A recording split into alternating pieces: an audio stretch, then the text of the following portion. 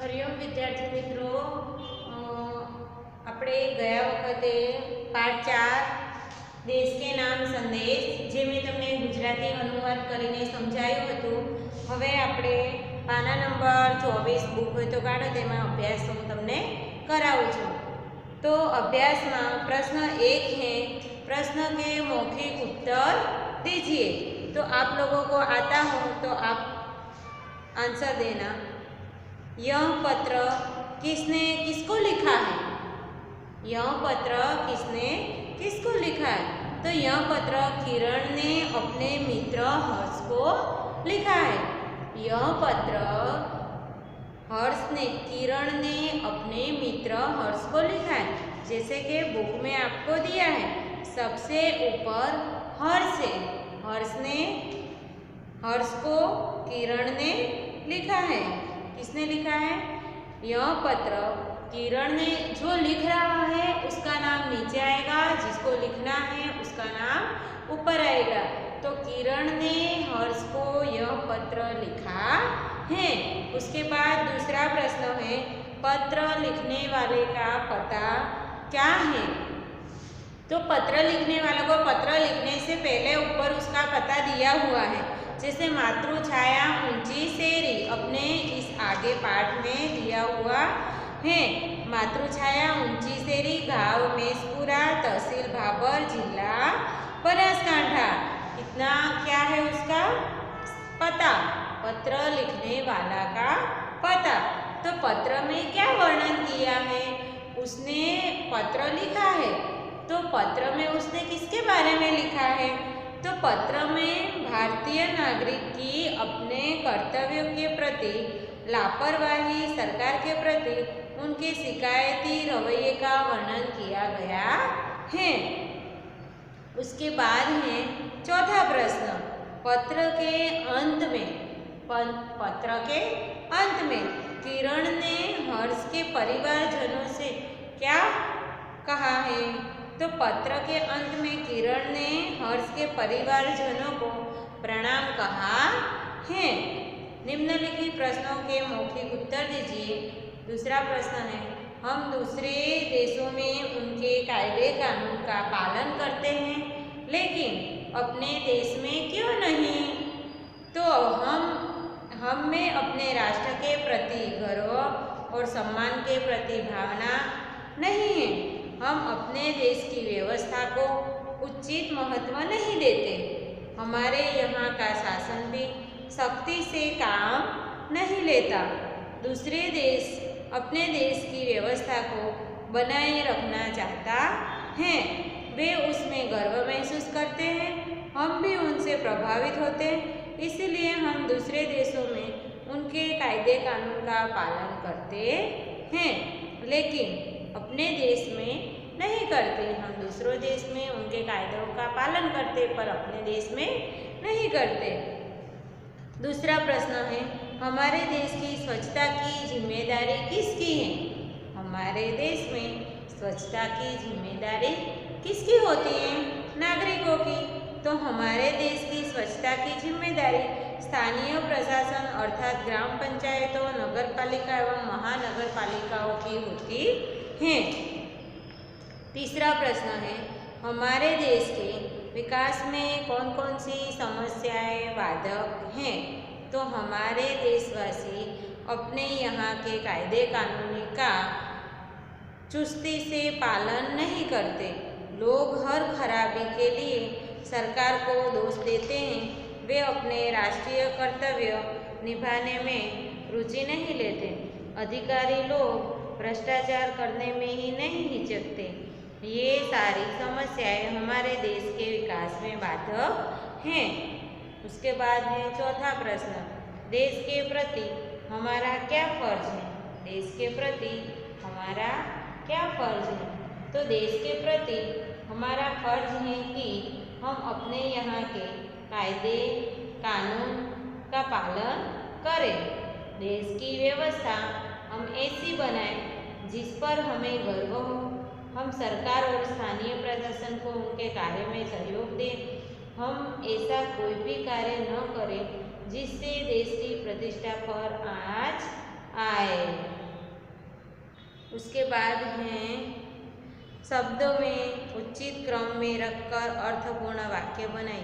में सफाई खुदाई है, कैसे वाक्य बनेगा? तो वाक्य है प्रश्न 3,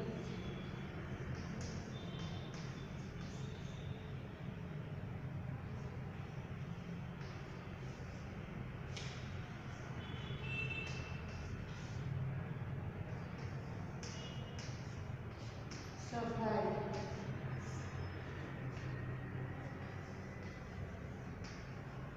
खुदाई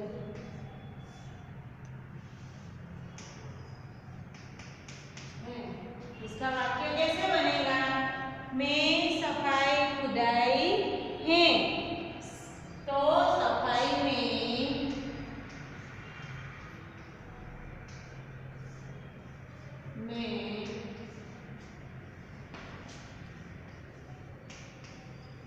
खुदाई है, सफाई में खुदाई है। इसके बाद दूसरा, मेरा महान भारत, मेरा महान भारत, मेरा महान भारत, तो मेरा भारत महान।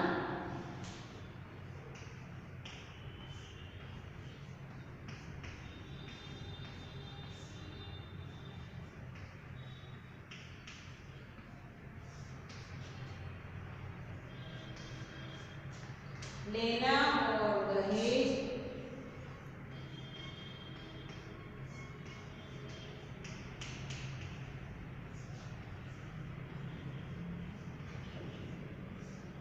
लेना और दहेज पाप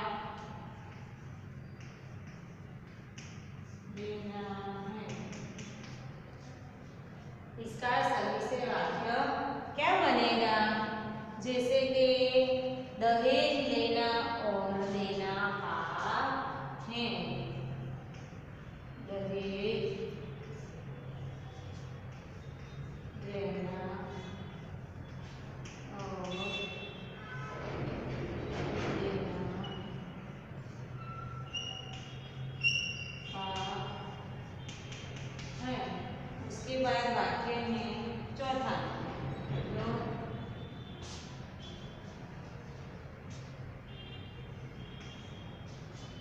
आदर्श भारत को नहीं आएगा।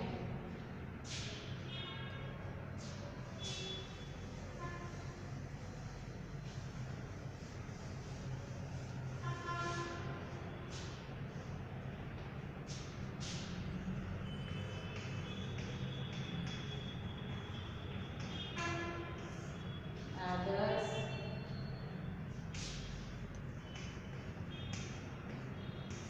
भारत को आओ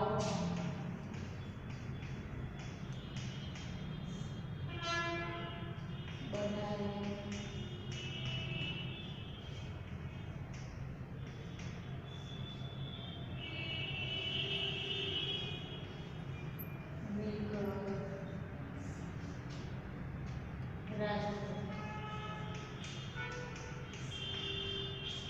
चलो, इसका वाक्य सही से बनाना हो तो आओ मिलकर भारत को,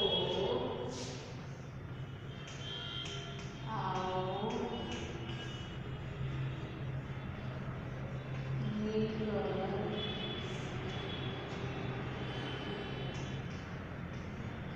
भारत को आदर्श राष्ट्र बनाए। कैसे बनेगा? आओ मिलकर भारत को आदर्श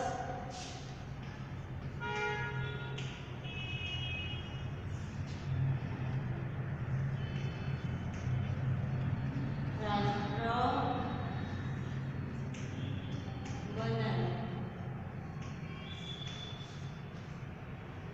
उसके बाद ये प्रश्न 4, प्रश्न 4 में क्या दिया? ऐसा बर्ताव की चर्चा की थी जिसमें हम देश अव्यवस्था खड़ी करते हुए एवं देश के विकास में बाधा डालते हैं। तो हमारे देश में कभी कभी सांप्रदायिक दंगे भड़क उठते हैं। इसी तरह कभी कभी भाषावाद भी हिंसक बन जाता है। ऐसे मौके पर कठोरवादी लोग तोड़फोड़ करते हैं, सरकारी संपत्ति की बहुत हानि होती है। ऐसे बर्ताव देश में अव्यवस्था खड़ी करता है। अशांति के कारण देश के विकास में भी बाधा पड़ती है। उसके बाद प्रश्न 5 है, दहेज एक दूषण, इस विषय पर कारण सहित अपना मत दीजिए। तो दहेज की प्रथा समाज के लिए अभिशाप बन गई है। पहले के जमाने में जब लड़की की शादी करवानी हो तब दहेज देना पड़ता था। समाज वाले क्या मांगते थे? दहेज। जिसके पास पैसे नहीं हो उसकी शादी नहीं होती थी। अभी धीरे धीरे सब बाहर आया है, जैसे कि दहेज के प्रथा समाज के लिए अभिशाप बन गई है। दहेज के कारण योग्य शिक्षित कन्याओं का उचित समय पर विवाह नहीं हो पाता। यदि विवाह भी हो भी जाता है तो दहेज न लाने अथवा कम लाने के कारण नई वधू को ताने व्यंग सुनने पड़ते हैं। इतना ही नहीं, उसे शारीरिक और मानसिक यातना भी दी जाती है। कुछ दहेज लोभी तो वधू को आत्महत्या करने के लिए भी मजबूर कर देते हैं या जला भी देते हैं। जिस दहेज के कारण ऐसे दर्दनाक और शर्मजनक कांड होते हैं वह सचमुच समाज का दूषण है। उसका कभी सामर्थ्य नहीं किया जा सकता। प्रश्न 6 है, हम स्वयं कैसे अपने फर्ज का पालन करके आदर्श नागरिक बन सकते हैं एवं भारत को आदर्श राष्ट्र बनने में योगदान दे सकते हैं। इस विषय पर दिए गए प्रारूप के आधार पर अपने मित्र को पत्र लिखकर अपने विचार बताइए। तो आप लोगों को ये खुद लिखना है, जैसे कि यहाँ पे दिया है सिद्धि आदर्श सोसाइटी, मतलब उसका पता लिखना है। फिर लिखना है तुम्हारा पत्र मिला है, तुमने आदर्श देशप्रेमी नागरिक के बारे में जानने की इच्छा प्रकट की। इस बारे में मैं इस पत्र में अपने विचार प्रकट कर रही हूँ। आदर्श नागरिक को अपने देश के कायदे कानून का पालन करना चाहिए। अपने यहीं की पंचायत नगर पालिका को उसमें काम में सहयोग देना चाहिए। सार्वजनिक स्थानों पर गंदगी नहीं करनी चाहिए। देश के सभी धर्मों और भाषाओं का सम्मान करना चाहिए। चुनाव के समय अपने आसपास के नागरिकों को मतदान के लिए प्रेरित करना चाहिए। बाढ़, भूकंप, अकाल के समय पीड़ित लोगों को हर संभव सहायता करनी चाहिए। सरकार की किसी नीति या कानून का विरोध करना हो तो शांतिपूर्वक करना चाहिए। दहेज जैसे रिवाजों का विरोध करना चाहिए। मेरे विचार में इस तरह का आचरण कर हम आदर्श नागरिक बन सकते हैं और देश के विकास में अपना योगदान दे सकते हैं। उसके बाद स्वाध्याय में प्रश्न दिए हैं, डॉक्टर कलाम ने इस ईमेल में क्या सीख दी है? डॉक्टर कलाम ने इस ईमेल में क्या सीख दी है? तो डॉक्टर कलाम कहते हैं कि हम सरकार चुनने के लिए मतदान करके निश्चित न हो जाए। हमें ऐसा न सोचे कि अब हमारी सारी जिम्मेदारियां चुनी हुई सरकार उठाएगी, हमारे सारे काम सरकार करेगी। हम रद्दी कागज भी कूड़ेदान में डालने की तकलीफ नहीं उठाते। सामाजिक समस्याओं के बारे में भी हम अपना स्वार्थ ही देखते हैं। बाहर से दहेज का विरोध कर चुपके से दहेज ले जाना बहुत ही गलत बात है। इस प्रकार इस ईमेल से डॉक्टर कलाम ने हमें एक सच्चे नागरिक के रूप में अपनी जिम्मेदारियां निभाने की सीख दी है। उसके बाद दूसरा प्रश्न है, दूसरे देशों में और हमारे देश में हम जो व्यवहार करते हैं इसमें क्या अंतर है? तो दूसरे देश में जाकर हम उनकी व्यवस्था का आदर करते हैं और उसका पालन करते हैं, जबकि अपने देश में हम यहाँ की व्यवस्था की अनदेखी करते हैं। दूसरे देशों में हम उनके स्वच्छता संबंधित नियमों का पालन करते हैं। गाड़ी उन देशों के नियमों के अनुसार चलाते हैं। उन देशों में बेईमानी करने की हिम्मत ही नहीं करते। परंतु अपने देश में हम न स्वच्छता का ध्यान रखते हैं, न गाड़ी की गति का और न ईमानदारी का। इस प्रकार दूसरे देश में और अपने देश में हम जो व्यवहार करते हैं उसमें बहुत अंतर है। उसके बाद है तीसरा प्रश्न, दूसरे देशों में लोग स्वच्छता के प्रति कैसे जागरूक होते हैं? तो दूसरे देशों में लोग स्वच्छता को बहुत महत्व देते हैं। वे सड़कों पर थूकते नहीं हैं, कागज के टुकड़े यहाँ वहाँ न फेंककर कूड़ेदान में डालते हैं। सिगरेट के टुकड़े सड़क पर नहीं फेंकते। कुत्तों के मालिक अपने कुत्तों को सड़क गंदी करने नहीं देते। समुद्र तटों पर लोग खाली नारियल इधर उधर नहीं डालते। वे अपने रेलवे स्टेशन को साफ सुथरा रखते हैं। इस प्रकार दूसरे देश के लोग स्वच्छता के प्रति बहुत जागरूक हैं। चौथा प्रश्न, हमारे देश की व्यवस्था को हम कैसे सुधार सकते हैं? तो हमारे देश की व्यवस्था को सुधारना है तो हमें स्वयं उसकी जिम्मेदारी लेनी चाहिए। अपनी जिम्मेदारी हमें दूसरों पर नहीं डालनी चाहिए। अपने यहाँ की अव्यवस्था से हम भागे नहीं, बल्कि उसे दुरुस्त करने में सरकार को सहयोग दें। इस तरह अपने सकारात्मक योगदान से ही हम अपने देश की व्यवस्था को सुधार सकते हैं। उसके बाद है प्रश्न 2, हमारे जीवन में सफाई का महत्व समझाते हुए अपने मित्र को पत्र लिखिए। तो ये आपको घर पे लिखना है, आप लिखना। उसके बाद मैं आपको काल सिखाती हूँ। निम्नलिखित वाक्यों के काल पहचानिए। निम्नलिखित वाक्यों के काल पहचानिए।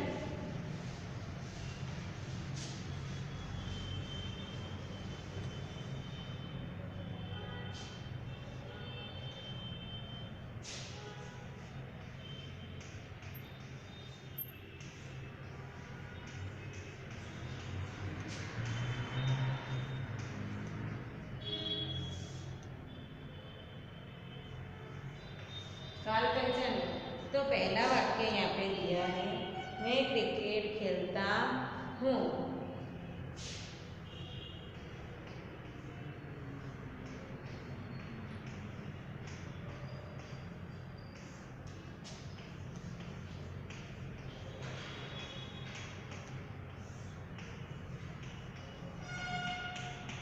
मैं क्रिकेट खेलता हूँ। पहले तो मैं आपको बता देती हूँ कि कितने काल आते हैं।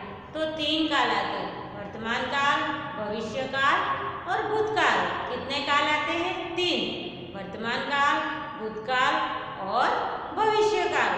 तो कौन सा वाक्य कौन से काल का है ये कैसे पहचानोगे? मतलब वर्तमान काल तो जो अभी हो रहा है अपने तुम्हारी लाइफ में, या तुम अभी कुछ भी काम कर रहे हो, कुछ कहीं जा रहे हो, तो जो अभी जो चल रहा है उसको वर्तमान बोलते हैं। और जो हो गया है, पीछे चला गया है, आपने कर दिया है, जैसे कि आप अभी 5वीं कक्षा में पढ़ रहे हो, 7वीं कक्षा में पढ़ रहे हो, तो जो 4थी कक्षा पढ़ के आए वो क्या हुआ? भूतकाल हुआ आपका। और जो आप आगे जाने वाले हो, मतलब 12वीं क्लास में, 8वीं क्लास में, वो क्या हुआ? भविष्य काल। भविष्य में तुम आगे बढ़ने वाले हो, से बोलते हैं मैं भविष्य में बड़ा होके ये बनूंगा, वो बनूंगा। जो बीत चुका है उसको भूतकाल बोलते हैं, जो अभी होने वाला है उसको वर्तमान बोलते हैं, जो आप करने वाले हो उसको भविष्य काल बोलते हैं। तो ये वाक्य है, मैं क्रिकेट खेलता हूँ।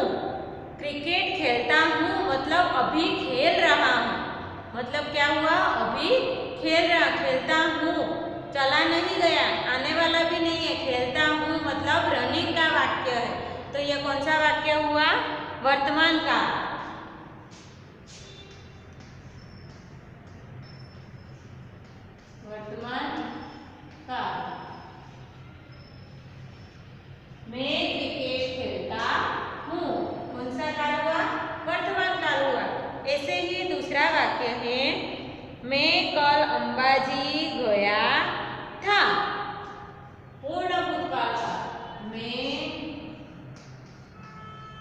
कल अंबाजी गया था। तो कौन सा काल आएगा? मैं कल अंबाजी गया था, जाके आ गया हूँ, अभी नहीं जा रहा हूँ, जाने वाला भी नहीं हूँ। हो गया है, जो चला गया हमारे पीछे हो गया है, उसको क्या बोलते हैं? मैं कल अंबाजी गया था, गया था। तो क्या आएगा? भूतकाल।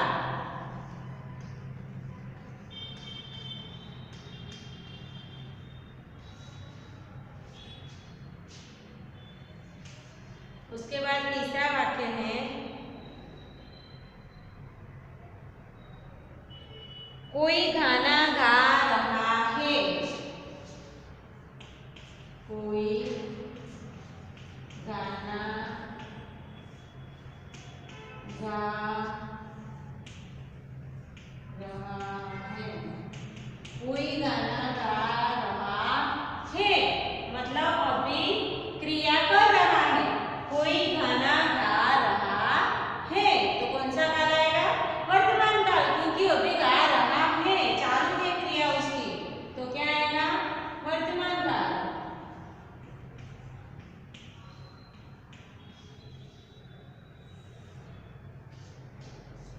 चौथा वाक्य है,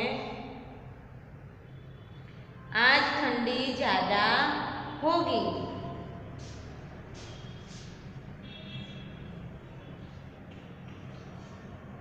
आज ठंडी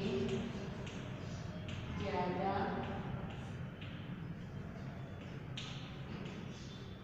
होगी। आज ठंडी ज्यादा होगी मतलब उसने सोचा है कि ऐसा होने वाला है, हुआ नहीं है, कि हो भी नहीं गया है, होने वाला है। मतलब कौन सा काल आएगा? भविष्य काल। कौन सा काल आएगा? भविष्य काल।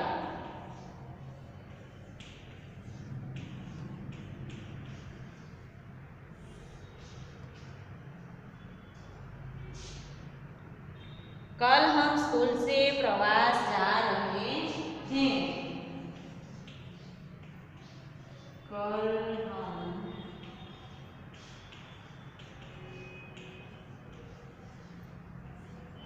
स्कूल से प्रवास जा रहे हैं। क्या कहना है? कल हम स्कूल से प्रवास जा रहे हैं। जा रहे हैं क्या आएगा? कल हम स्कूल से प्रवास जा रहे हैं तो क्या आएगा? अर्धु वर्तमान काल, એટલે કે હજી ચાલુ થયું નથી એટલે શું આવશે? વર્તમાન કાળ।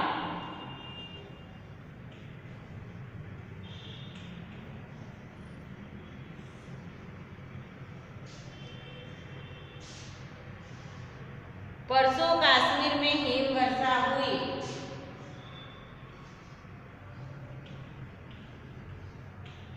परसों कश्मीर में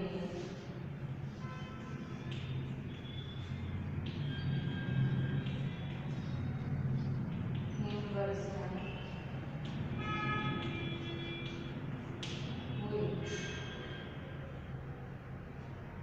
परसों कश्मीर में हिम वर्षा हुई तो क्या आएगा? सामान्य भूतकाल। परसों, परसों कश्मीर में हिम वर्षा हुई तो क्या आएगा? सामान्य भूतकाल। क्या आएगा? सामान्य भूतकाल मतलब हो गया है। परसों कश्मीर में हिम वर्षा हुई तो जो हो गया उसको क्या बोलते हैं? भूतकाल।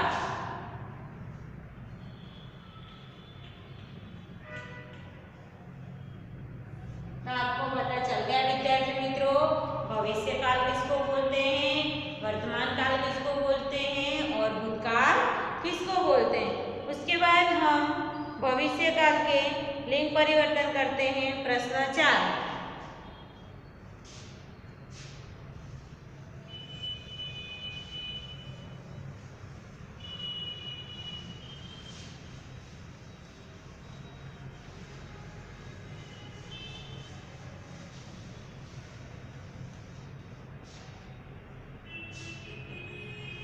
काल परिवर्तन कीजिए।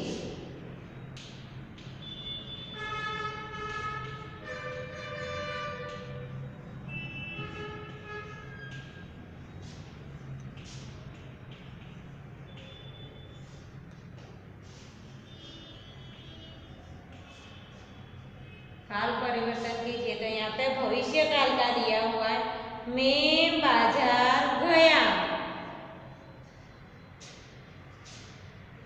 मैं बाजार गया। तो कौन से काल में परिवर्तन करना है? भविष्य काल में। तो क्या आएगा? मैं बाजार जाऊंगा। मैं बाजार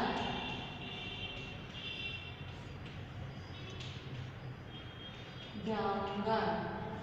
मैं बाजार जाऊंगा मतलब भविष्य काल बनाना है, इसलिए मैं बाजार गया। मैं बाजार गया तो वर्तमान हुआ, उसको बनाना है भविष्य काल में। तो कैसे बनेगा? मैं बाजार जाऊंगा। कैसे वाक्य बनेगा? मैं बाजार जाऊंगा। उसके बाद दूसरा है, मंदिर में पूजा होगी। भूतकाल का वाक्य बनाना है, मंदिर में पूजा होगी। मंदिर में पूजा होगी। तो इसका वाक्य कौन सा बनाना है? भूतकाल का। तो कैसे वाक्य बनेगा? मंदिर में भूतकाल, मंदिर में पूजा हुई। मंदिर में पूजा हुई। कैसे वाक्य बनेगा? मंदिर में पूजा हुई। उसके बाद तीसरा है, शिमला में हिमवर्षा हुई।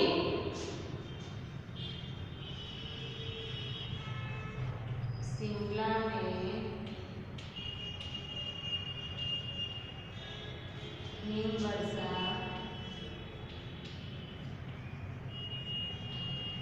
हुई। शिमला में हिमवर्षा हुई। तो उसको भविष्य काल बनाना है। तो शिमला में भविष्य काल कैसे बनेगा?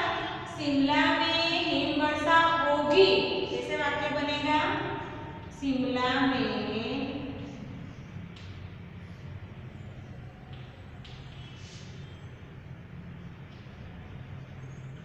हिमवर्षा होगी। शिमला में हिमवर्षा होगी। उसके बाद है, मैंने पढ़ाई की।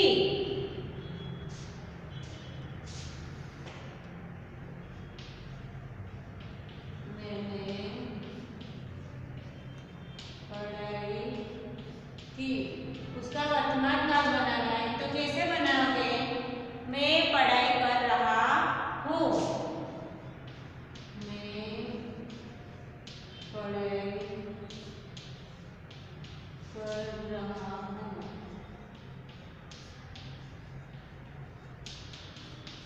मैं पढ़ाई कर रहा हूँ।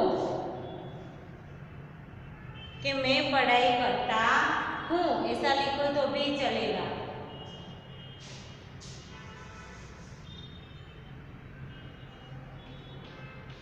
मैं पढ़ाई करता हूँ। उसके बाद है, पढ़िए और समझिए। तो इसमें दिया है, एक म्यान में दो तलवार नहीं समा सकती। तो ये भाषा सभ्यता दिया है, ये अभी तो नहीं होगा। जैसे अपने नेक्स्ट टाइम जब पीरियड आएगा तब मैं आपको सिखाऊंगी, एक म्यान में दो तलवार नहीं समा सकती कि एक वस्तु के दो समान अधिकारी नहीं रह सकते। जैसे कि उदाहरण के अनुसार देखते हैं, यदि एक वस्तु के दो समान अधिकारी नहीं हो सकते, यदि दो महत्वाकांक्षी लीडर एक पार्टी में रहेंगे, सदैव टकराव की स्थिति रहेगी। इसी दरमियान इस कहावत का उपयोग किया जाता है। जैसे एक घर में एक पति के दो पत्नी एक घर में नहीं रह सकती। उसी के हिसाब से हमें उसी को उदाहरण के लिए ये कहावत का उपयोग करेंगे, एक म्यान में दो तलवार नहीं रह सकते। तो अपने ये बाकी है, ये मैं नेक्स्ट आपको करवाऊंगी। अभी अपना लेक्चर यहाँ